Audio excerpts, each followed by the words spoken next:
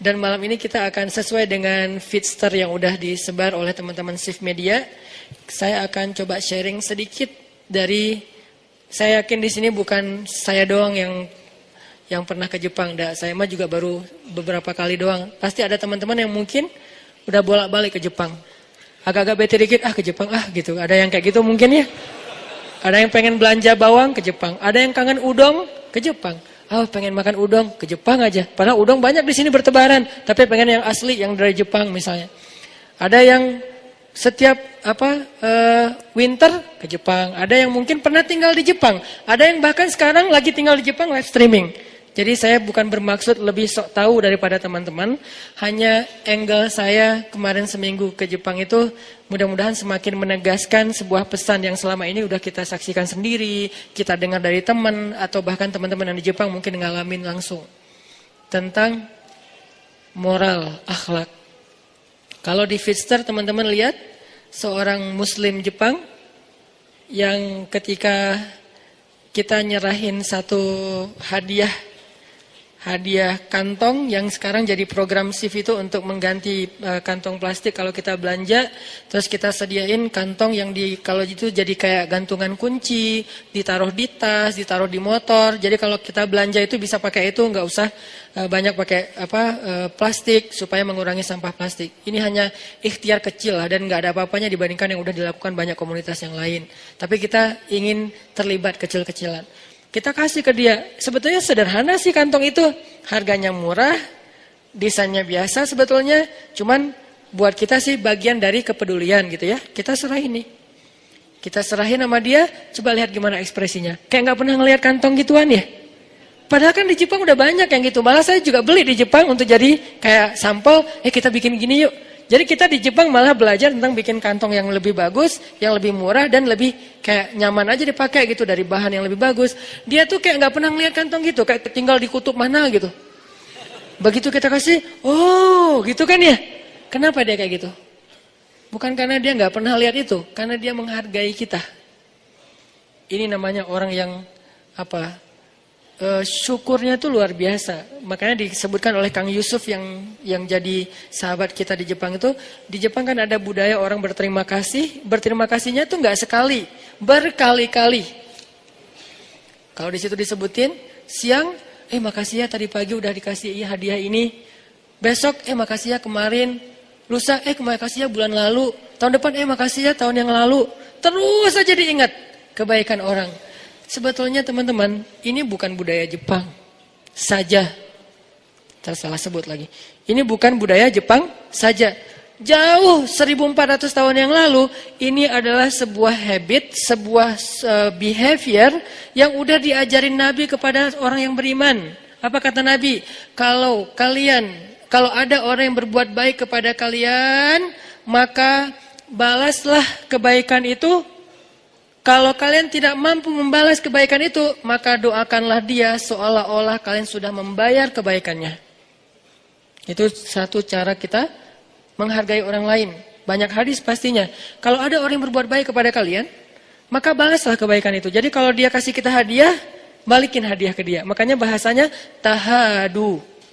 Bukan ihdi, tapi tahadu. Apa arti tahadu? Saling memberi hadiahlah kalian. Jangan cuma nerima hadiah terus. Saling mentraktirlah kalian. Jangan cuma ditraktirin mulu. Apalagi saling share pulsa atau kuotalah kalian. Jangan cuma minta kuota terus. Ini kan terjemahan praktis ya dari tahadu. Karena saya nggak suka menerjemahin teks Al-Quran dan hadis hanya secara teori. Kita harus mampu menerjemahkannya dalam praktek kekitaan. Kekitaan artinya sesuai dengan praktek kehidupan daily-nya kita. Kalau enggak, namanya bukan penerjemah. Kalau enggak, bukan da'i, hanya sekedar penerjemah. Da'i itu harus bisa membawa idealisme kepada realitas, itu da'i. Dan itu enggak gampang loh. Kita harus tafakur, kita harus muhasabah, kita harus memahami realitas, baru kita bisa bawa idealisme kepada realitas. Ini kalau di zaman kita gini, ini kalau di zaman kita gini. Itu namanya membawa sebuah idealisme sirah nabawiyah menjadi sebuah solusi konkret program kehidupan kita zaman sekarang. Kalau cuman bicara sirah nabawiyah secara narasi, teori, tapi nggak bisa diterjemahkan dalam praktek kekinian, ini sama dengan buku atuh.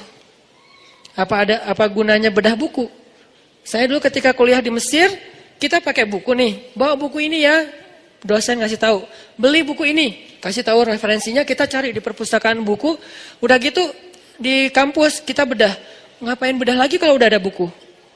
Karena buku hanya menjelaskan teori. Bedah dari dosen ini, syarah kalau dalam hadis, tafsir kalau dalam Quran, tahqiq kalau dalam ilmu ilmiah, itu tujuannya apa? Untuk menjelaskan lagi teori-teori di buku itu dalam bentuk yang lebih konkret. Nah, begitu juga ta'lim. Kalau ta'lim cuma saya bahas bahwa Nabi pernah begini, bahwa Nabi pernah begitu, terus zaman kita gimana? Kan nggak mentranslate kan? Nggak menterjemah. Nabi itu misalnya pernah lomba berkuda yang saya share di YouTube, pernah lomba berkuda dari Thaniyatil Wada sampai ke Masjid Bani Zuraid. Zaman kita apa? Bukan cuma berkuda. Ini berarti belum menterjemah sirah nabawiyah. Zaman kita tuh artinya riding, touring, night run kalau buat anak mobil. Jadi games anak-anak yang senang mobil, motor, sepeda dari satu tempat dan berakhir di masjid. Riding lah yang paling sederhananya.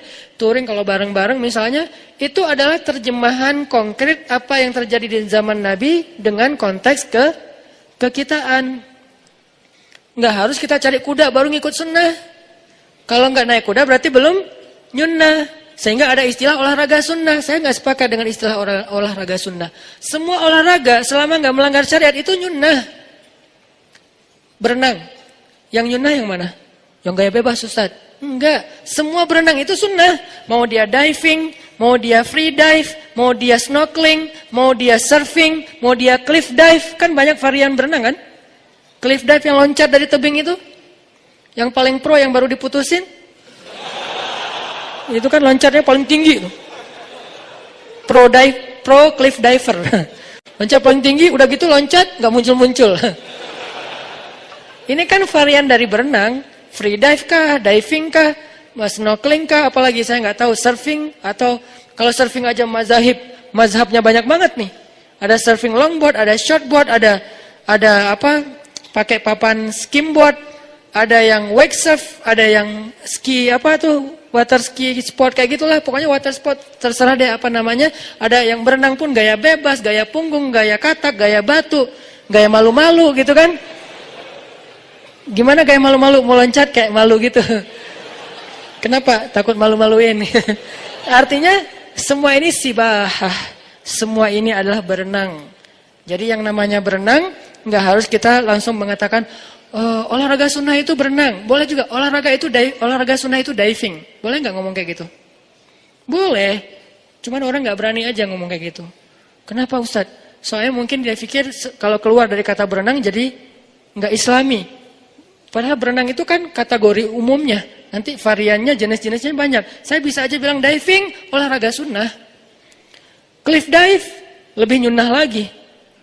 Karena itu adrenalinnya cowok banget kan. Loncat, wah gitu segala macam. Kenapa itu hanya jadi kayak kesannya nggak nyunnah, kurang berpahala. Soalnya bukan gaya bebas. Cuman gaya bebas doang yang berpahala. Padahal manfaatnya sama aja. Bahkan kalau teman-teman yang diving itu kan luar biasa ya. Kemarin saya mau diajak diving di Tanjung Pinang. Ternyata itu tekniknya, ilmunya dahsyat juga tuh diving. Apalagi free dive. Free dive nggak pakai tabung udara, terus kayak mau masuk kan kalau di laut susah ya. Kayak mau tenggelam nggak tenggelam. Ini kenapa sih kok saya di permukaan air terus gitu? Muncul lagi belakangnya gitu, nggak masuk. Kayak seonggok karang gitu kan ya. Kenapa? Karena susah banget mau masuk ke dalam. Ada tekniknya. Saya pas lagi di Bunaken tuh. Sok-sok free dive. Sebetulnya nggak free dive sih, free dive-an gitu. Wah, gua mau free dive. Oh iya Ustaz. Udah aja sampai ke bawah mau turun itu ada anak saya minta diambilin bintang laut kan di tebing gitu. Jadi agak di pinggir-pinggir tebing gitu ini kayak bahaya banget gitu kan. Yang di sebelah sana gelap, sebelah sini kayak warna-warni. Kata anak saya, "Baba mau yang bintang laut itu tuh." Oh ya tenang, gaya kan.